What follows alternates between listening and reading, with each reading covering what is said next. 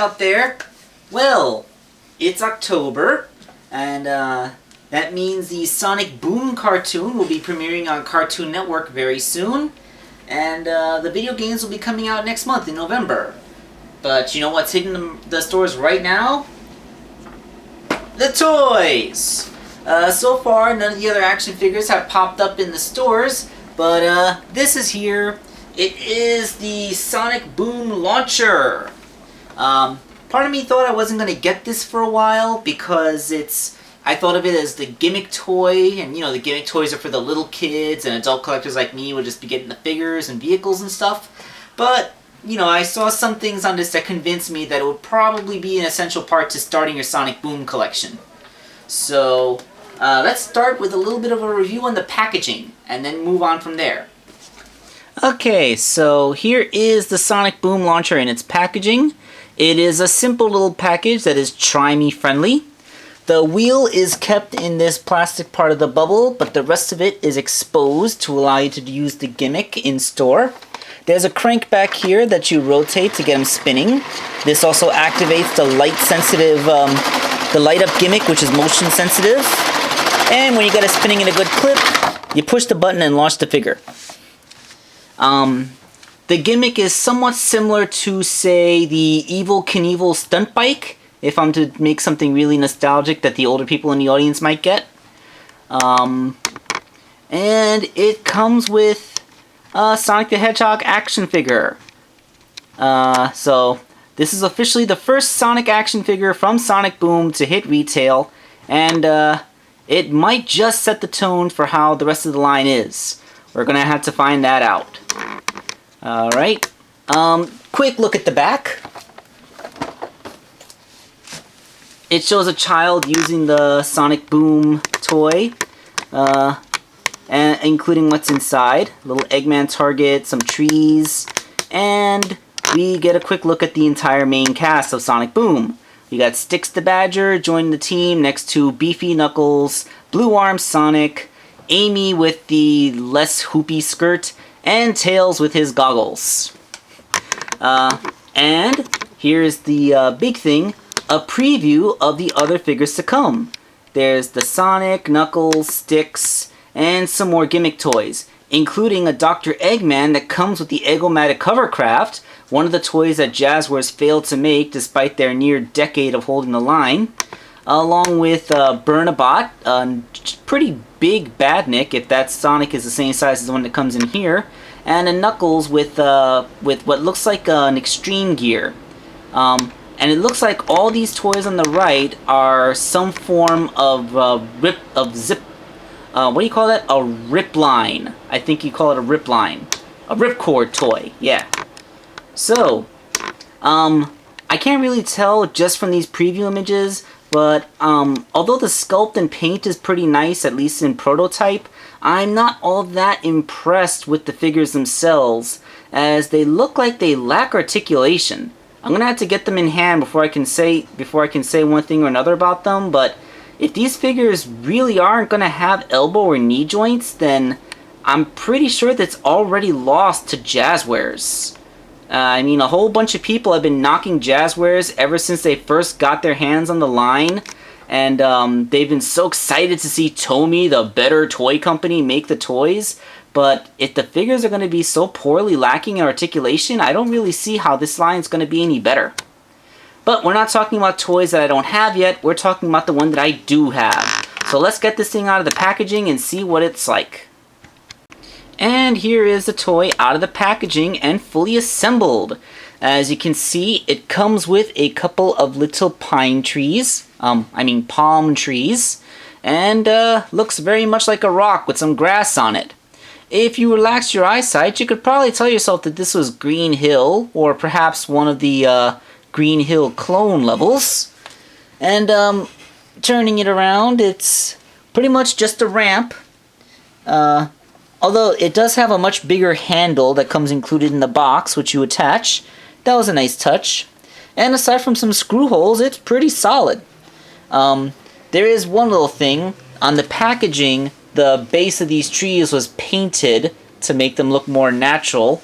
But aside from that, everything is pretty much the same as it was on the box. The last thing that it comes with is this little Dr. Eggman standee. It's just him sitting in his hovercraft, and it's meant to be a target for the action feature. Speaking of which, why don't we try that out right now? Alright, here we are on the floor. So, gonna see how that gimmick works.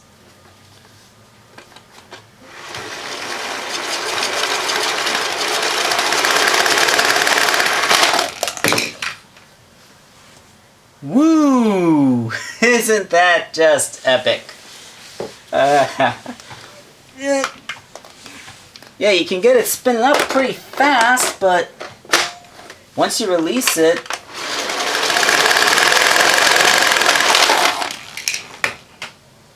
it loses almost all its speed just on the launching and just kind of gently rolls along. I guess it still has enough momentum to knock over the Eggman standee, so there you go. I'm wondering if this is gonna end up being compatible with some of those other zipline figures. Like if they can plug into this little recess here. Cause it would be kind of cool if you could launch everybody out of this thing. However, there is one more thing that this can do, but I'm gonna save that for later. For now, let's take a look at that Sonic figure that I just sent rolling over there. So here it is, boys and girls, the first Sonic the Hedgehog figure for the Sonic Boom line, made by Tomy. Let's see, let's get a good look at his sculpt. His sculpt is pretty good. He has that little watch thing. He has that big toothy smile that was first made popular in the Sonic the Hedgehog Sonic Adventure game on Dreamcast way back in the day. He has some sculpted on sports tape, which is wrapped on the outside of your shoe because, you know, that's where you put things like that. He has this little scarf, which is actually more of a neckerchief, really. Kind of like Freddy's ascot from Scooby-Doo. And his eyes are kind of asymmetrical, like he has a quizzical expression. And, of course, these slightly shaggy spines. Okay, everything's pretty much there. Let's talk about his paint job, shall we? Okay, zoom in a bit closer. And it looks pretty good until you start to inspect it, and the entire top of his cheeks are white, like his eyes, instead of, you know, the skin tone it's supposed to be. The glove is decently painted, I guess. The bandages look a little dull, which makes sense. The glove is whiter than the bandages. Nice that they get the subtle little color difference like that. And the shoes are picked out with just a little bit of yellow showing underneath the bandages. It looks more like he's wearing just a red shoe with bandages around it, instead of wearing a red and white striped shoe. You got the stuff on the bottom of his shoes, you know, like made by Tomy, etc., etc. And I guess the colors are okay. I mean, this Sonic figure just has a more basic color scheme because he doesn't have colored arms like Sonic does. Although the scarf is very nicely painted brown. That's nicely painted. And the bandages painting up at his knees doesn't really blend. The paint doesn't match the sculpt perfectly there. Okay, but the paint job is okay. It's a pretty good paint job. I mean, I'm not going to be too hard on it because this is the Gimmick figure. We're going to be a little bit more... I'm going to be a little bit more attentive to minor details when we start looking at the real action figures. But for a Gimmick figure, that's not bad. Articulation. His head is on a swivel. Shoulders are universal jointed. No elbows, no wrist articulation whatsoever, no waist joint, and the legs can swivel forwards and backwards individually. That is all. Okay, so let's do comparison. Alright, here is a Jazwares Sonic figure who is the same height. The same height, but with proportionally longer arms and legs and a slightly smaller body. Okay. Full disclosure, this is the Sonic figure that I have had with the jet. You know, the All-Stars Racer jet vehicle. As such, this figure has been in a sitting position for several months because he was sitting in the cockpit, and his legs have kind of conformed to that shape, so it's not really used to standing. Although, I gotta admit, this guy is a lot easier to stand than the Jazwares figure, so I'll give him that point. Then again, this figure also has a far superior paint job, and let's not forget articulation, like elbows, knees, wrists and ankle swivels, a waist joint. Remember all that stuff? But again, this is only comparing it to the Gimmick toy, not the official real action figure, so I'm going to hold off judgment until that day comes. Although it is good to see that they are roughly the same height. Proportions aside, they are about the same size. Although I think this version of Sonic is supposed to be a little taller. But you know what this reminds me of? This articulation loadout? He's basically an Imaginext toy. Yeah, have you seen Imaginext toys? They have a head swivel, they have universal shoulders. This particular one has wrist joints, but they don't always come with wrist joints. And their legs move. Granted, their legs move at the same time. They're not two separate legs. But, yeah, this guy he has the level of articulation comparable to an Imaginext figure. Or, a Superhero Squad figure. You know, that toy line. So, yeah, I'm marginally impressed. It's okay for a little gimmicky figure. But I'm still hoping that the main line is better than this. Okay, let's return to the base one more time. As I said, this was supposed to be the centerpiece of the Sonic Boom collection. And the reason I said that was if you look closely, you can see that it's covered in pegs. There's 4 on the top, there's one there, there's some here near the bottom. So there's basically just a lot of pegs on this. So I'm figuring that these pegs have a purpose. There are holes in the bottom of the figure's feet, so yep, the figures are designed so that they can stand on this. So essentially, this can become a display base. If you get more of the figures, you can put them all standing around there.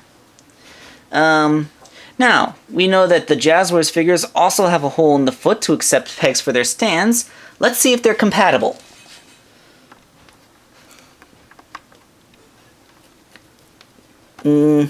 Nah. The pegs are too big to fit the Jazwares Sonic figures, so you can't put the Jazwares figures on display on these things. That's a shame, but at least we know that the Sonic figures this size can do it. Oh hey, just for a lark, my lizard figure from the Marvel superhero line has a peg hole. Let's see if he'll fit. Nope, too small. Okay.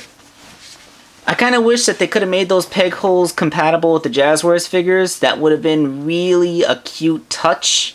But yeah, when it's worth noting that that it can do this, because eventually, because it makes this base worth getting even if you don't care about the gimmick or want this little 3-inch Sonic figure, because then you can, once you get the whole collection, you can have them standing on the various pegs all over this thing and have yourself a genuine display. This is a legitimate playset.